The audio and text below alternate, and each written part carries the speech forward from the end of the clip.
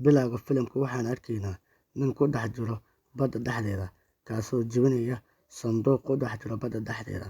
Sanduuqa waxaa ku xiran katiin aad u weyn. Wuxuu jebinayaa katiinkii, ugu dambeyn wuxuu furayaa sanduuqii. Waxaa ka soo baxaya sanduuqii maaskar cagaaran. Kaasi waxaa nagula tusay filimka bilowgiisa. Intaasi kadib waxaa nala tusayaa nin lagu magacaabo Stellan, kaasoo ka shaqeeya bangi, oo wuxuu u sheegay gabadh kala shaqeysa bangiga inuu haysto 2 tikidh uuna doonayo inuu ku tago meel walba. Wuxuu leeyahay, diyaar ma u tahay inaad aniga i raacdo? Kadibna gabadha waxay u sheegaysaa in saaxiibteed ay jeceshahay in ay aado halkaas, kadibna ay iibsatay 2 tikidh. Waxay ka codsanaysaa Stellan in gabadha uu siiyo 2 tikidh, wuxuuna siinayaa 2 tikidh. Intaasi kadib gabadha meesha ayay ka soo tagaysaa, oo waxa uu imaanaya Stellan saaxiibkiisii oo hadalkoodii maqlayay.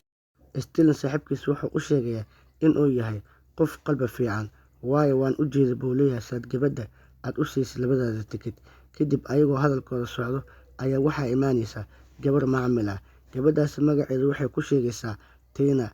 Kadibna waxay u imaanaysaa Stellan oo waxay weydiinaysaa inuu u furo xisaab. Kadib waxaan arkaynaa Tina, waayo sababtoo ah boorsadeeda waxaa ku jiro kaamiro qarsoon. Sidaan waxaa samayn karaa dadka raba inay dhacaan bangiga ama dadka dhaqaaqa bangiga inay kor kala socdaan rabaan.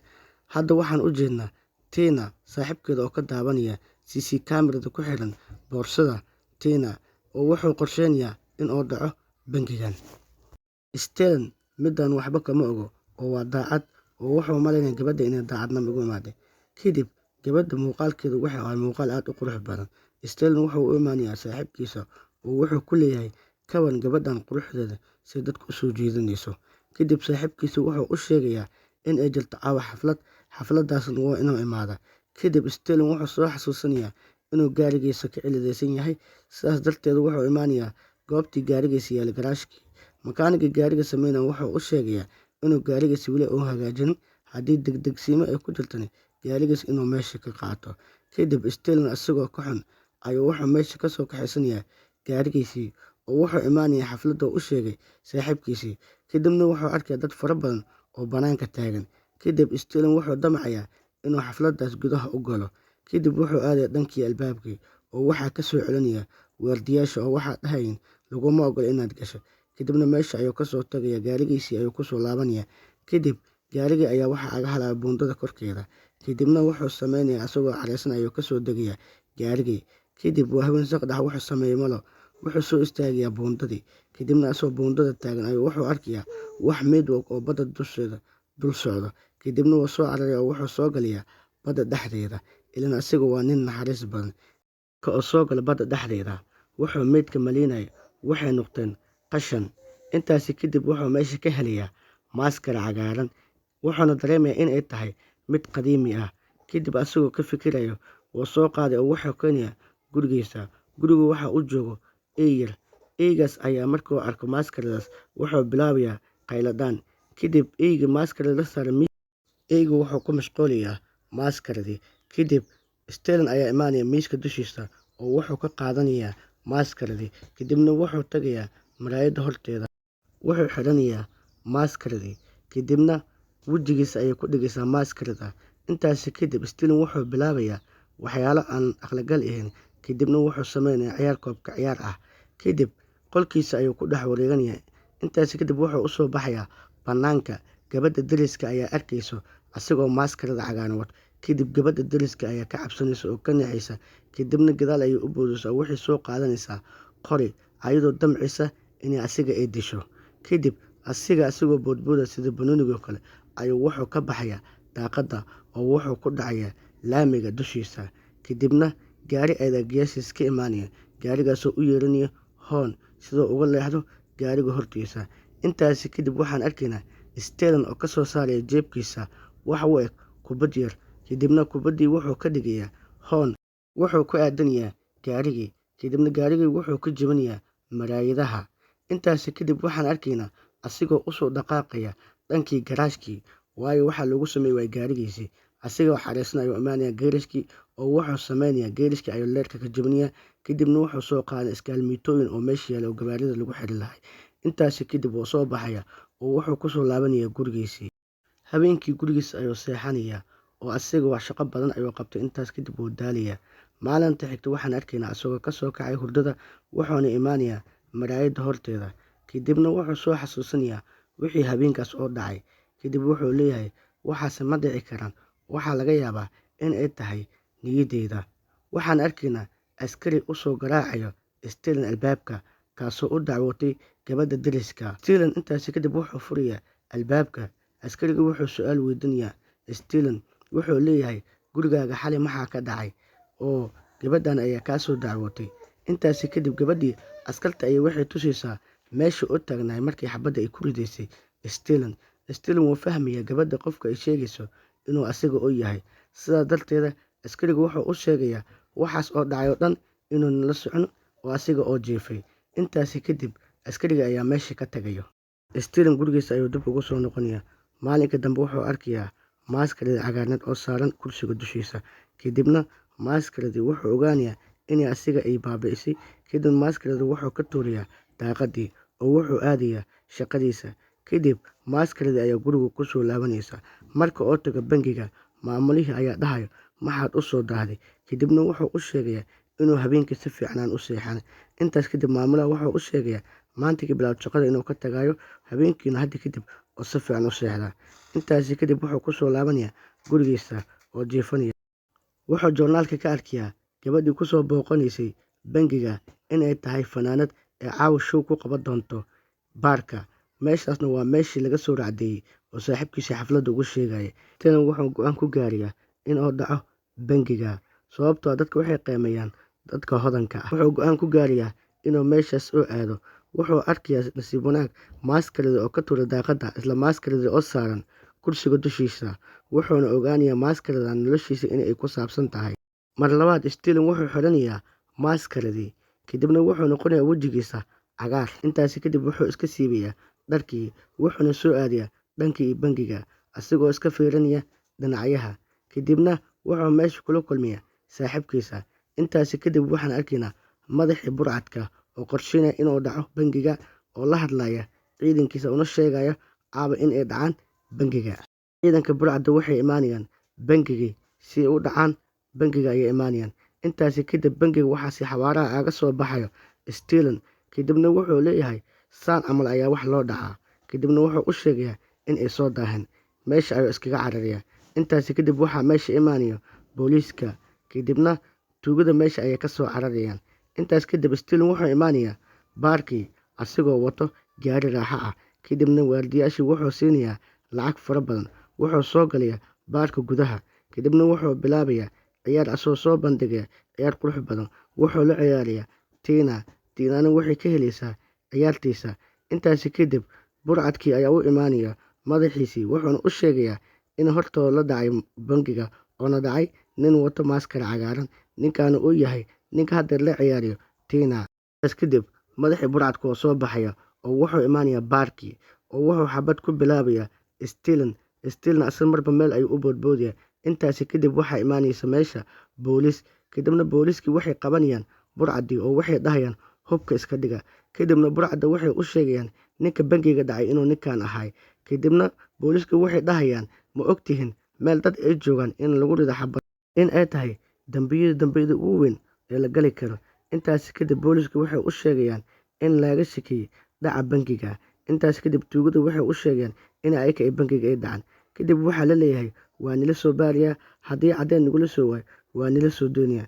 Intaasi kadib booliiska wuxuu arkayaa gobol maro ah oo dhulka taala. Kadibna wuxuu aaga shakinayaa Stellan oo wuxuu leeyahay Stellan muxuu inta ka soo dooni karaa, waayo sababtoo asiga wuxuu ka shaqeeyaa bangi. Meeshan waxaa gali kara qof taajir ah oo lacag haysto. Wuxuu leeyahay lacagtaas xagoo ka keenay. Kadibna askariga wuxuu soo aadayaa guriga Stellan oo wuxuu leeyahay maxaad ka doontay baarka. Kadib waxaan soo arkay oo leeyahay maradaada. Stellan wuxuu u sheegayaa inay maradan ay ka maqneed oona baarkaas u tagan. Kadibna askariga meesha ayuu iskaga soo tagayaa. Maalinka xigta waxaan arkaynaa Stellan oo ku soo laabanaya bangiga. Kadibna waxaa ku qeylinaya maareeyihii bangiga. Kadibna Stellan wuxuu leeyahay aniga ha igu qeylinan. Kadib waxaa meesha imaanaysa gabadhii Tina oo waxay rabtaa inay la kulanto Stellan. Kadibna waxay u sheegaysaa Stellan in ay la kulanto maalintii intaasoo ruux waxay kaloo u sheegaysaa in ay la kulantay nin xiran maaskaran cagaaran. Kadibna Stellan wuu ogyahay inuu isaga u yahay, sidaas darteed uma sheegayo oo wuxuu leeyahay aniga ninkaas waan aqaanaa laakiin waa kula kulansii karaa. Kadibna Stellan way farxaysaa oo waxay leedahay ila kulansii. Meesha ayuu iskaga soo tagayaa oo gurigiisa ayuu imaanayaa oo seexanayaa. Maalinka kadib Stellan waxa uu imaanayaa dhakhtar qaabilsan cilmi nafsiga, wuxuuna tusiyaa maaskaradii cagaarneed, wuxuuna leeyahay maaskarada marka aan xirto aniga dhan waan isbedelaa oo waxaan noqdaa si kale. Kadibna dhakhtarkii ma aaminayo oo wuxuu leeyahay maaskaradaas bal xiraan aragne. Kadib Stellan wuxuu xiranaya maaskaradii oo isma bedelayo oo wuxuu ahaanayaa sidiisii. Kadibna Stellan wuxuu leeyahay markaan keligeyga aan ahay kaliya inay isbedeshaa laga yaabaa. Kadibna wuxuu kasoo tagayaa meeshii. Stellan markuu meeshii kasoo tago wuxuu soo aadayaa dhanka Tina, waayo wuxuu ballan lahay Tina, wuxuuna imaanayaa meeshii ayada ay ku balamasay. Kadib markuu meesha imaado Tina ma aysan joogin, laakiin asiga meesha ayuu ku sugayaa. Boorsada wuxuu ku wataa maaskaradii cagaarneed oo wuxuu rabaa markuu Tina arko si lama filaan ah inuu u gashto oo ayada iskaga dhiga ninkii cagaarnay. Ugu dambeyn Tina ayaa meesha imaanayso, kadibna wuxuu gashanayaa maaskaradii cagaarnay asoo kasoo baxay geedka gadaashiisa. Booliska waxaasoo dhan kor ayay kala socdaan. Ugu dambeyn Tina waxay ogaanaysaa inay boolisku hareeraysan yihiin, way cabsanaysaa oo meesha ayay iskaga soo cararaysaa. Marka oo dhammaa Stellan inuu meesha iskaga soo baxo, booliska ayaa qabanaya oo wuxuu noqonayaa baraf. Ugu dambeyn barafkii ayaa korkiisa ka daadanaya oo waxay noqonayaan biyo. Kadibna booliska sidii ayay gacanta ugu dhigayaan, waxayna jeebkiisa ka baarayaan waxyaalo oo waxaa kasoo baxaya waxyaalo kale. Kadibna meesha ayay kasoo kaxaynayaan oo waxay keenayaan xabsiga. Ugu dambeyn askartii xabsiga joogta ayuu israacadinaya oo wuxuu ku sameynayaa ciyaar koobka ciyaar ah ayuu u bilaabaya. Kadibna meesha ayuu iskaga soo baxaya asagoo iska fiiqayo maaskarada. Kadibna askarta ayaa kasoo daba cararayso. Intaasi kadib waxaa meesha imaanayso gabar wadata gaari. Gabadhaas ayaa kasoo qaadaysa Stellan meesha oo waxay keenaysaa goob ayada u qaas ah. Kadibna Stellan waa daacad oo wuxuu u sheegayaa waxyaalihii meeshaas ka dhacay. Wuxuu leeyahay waxaan helay maaskaro oo qof ka bedeli karta wejigiisa oo yeelanaya awood gaar ah. Kadib gabadhii markii ay ogaato waxyaalaha uu sheegay Stellan, gabadhaani waxay lacag ku soo qaadatay Stellan xogtiisa ay soo ogaato, waxayna ka tirsan tahay gruubka burcadda ah. Kadib waxaa meesha soo gaaraya burcadii. Ugu dambeyn burcadii waxay gacanta ka saaraysaa maaskaradii oo watay Stellan, oo Stellan burcadii ayaa qabanayso. Madaxa burcadku wuxuu leeyahay haddaad rabto inaad badbaado waxaad ii sheegtaa qaabka loo isticmaalo maaskaradan. Kadibna wuxuu u sheegay Stellan, wuxuu leeyahay haddaad wejigaada geliso isla markii way shaqaynaysaa ee aniga ha idilin isiidaa. Kadibna burcadka madaxdooda wuxuu gashanayaa maaskaradii. Kadibna wuxuu noqonayaa bahal weyn oo foolxumo badan. Kadibna ciidankiisa ayuu leeyahay ninkani waa inaad kiiska aad kor ka saartaan bangiga oo dhacay. Kadibna waa inaad maaskara cagaaran aad u gelisaan jeebka. Ugu dambeyn ciidankii amarkiisa ayay yeelayaan oo waxay imaanayaan guriga Stellan, ayagoo guriga Stellan lacag keenayo. Kadibna eygii Stellan ayaa waxaa arkaya nimankan burcadda. Kadibna wuxuu arkayaa Stellan oo gaariga ku xiran. Kadib wuxuu soo daba kacayaa gaarigii. Kadibna waxay sameynayaan Stellan waxay kusoo tuurayaan saldhigga hortiisa. Kadib waxaa gacanta ku dhigaya booliskii, jeebkiisna waxay kasoo saarayaan maaskara cagaaran. Kadib Stellan waxaa la geynayaa xabsigii. Tina ayaa soo maqlaysa in Stellan la geeyo xabsigii. Kadibna waxay ugu imaanaysaa xabsiga.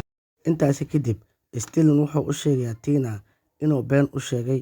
Wuxuu leeyahay waxyaalo aan kaa qariyay ayaa jirto. Aniga waxaan ahay qofkii maaskarada cagaar xiran jiray oo dhaca u geystay bangiga. Maaskaradaas waxay iga qaatay saaxiibkaaga, wuxuuna rabaa inuu u isticmaalo qaab qaldan. Wuxuu doonayaa inuu ku dhaco bangiyada, xitaa wuxuu rabayaa inuu dadka laayo. Waa inaad joojisaa saaxiibkaaga. Tina meesha ayay iskaga soo tagaysaa. Waxaan banaanka ku arkaynaa burcadka weynaa istaafkiisa oo kala socdo Tina. Dhanka kale waxaan arkaynaa eygii Stellan oo joogay xabsiga, wuxuuna soo aadayaa dhankii Stellan. Waardiyaha wuu jiifaa oo Stellan wuxuu leeyahay waardiyaha iiga soo qaad furaha.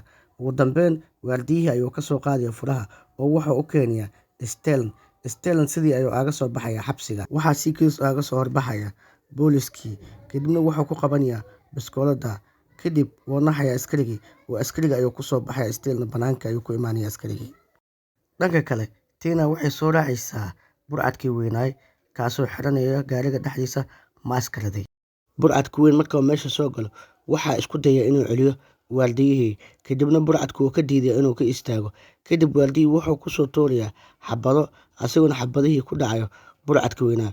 ugu dambeyn burcadkii xabadaha waxba kama tarin oo xabadihii waardiyaha xabadda oo ku soo tuuray isla waardiyaha xabadihiis ayuu wuxuu ka keenayaa afka meeshana wuxuu ku dilayaa waardiyihii. Intaasi kadib Tina ayuu xirxirayaa waayo wuxuu ogaa Tina in asiga ay khiyaanayso. Kadibna wuxuu ku xirayaa miino. Tinana waxay leedahay haddaad rabto aniga idil, laakiin waxaan kaa rabaa markii ugu dambeysay inaad i tusto wejigaaga. Kadibna wuxuu iska siibayaa maaskaradii ayadoo maaskaradii ka haraantinayso. Kadibna waxaa ku dhacaysaa eyga ayaa meesha ka qaadanaya. Intaasi kadib eyga ayaa maaskaradii gashanaya. Kadibna askartii burcadka ayuu qaniinayaa. Intaasi kadib Stilna wuxuu garaacayaa burcadkii weynaay kaasoo firir kala daaliyo oo dhulka ku ridiyo. Stilin wuxuu imaanayaa dhanka eygii asigoo ka qaadayo maaskarada oona dhahayo idib aniga ayaa gashanaya maaskarada. Stilin asigoo raba inuu maaskarada gashto ayaa waxaa soo weeraraya burcadii. Kadibna xabado ayay kusoo furayaan. Xabadii ayaa ku dhacaysa maaskarada. Kadibna way ka faniinaysaa Stilin maaskaradii.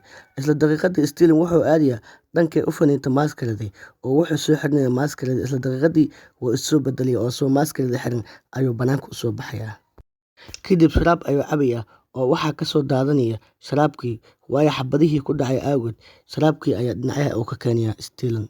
Wuxuu la soo baxayaa qoryo waaweyn wuxuuna meesha ku laaynayaa ciidankii. Kadibna wuxuu soo aadayaa dhankii Tina asigoo ka furayo miinadii oo afka gashanayo. Kadibna miinada waxay ku qarxisaa calooshiisa dhexdeeda waxna kama tarayso oo wuu ka badbaadaya asiga. Stilin waxaa xaggiisa soo aadaya burcadkii weynaay. Kadibna Stilin wuxuu xiran yahay maaskaradii cagaarneed.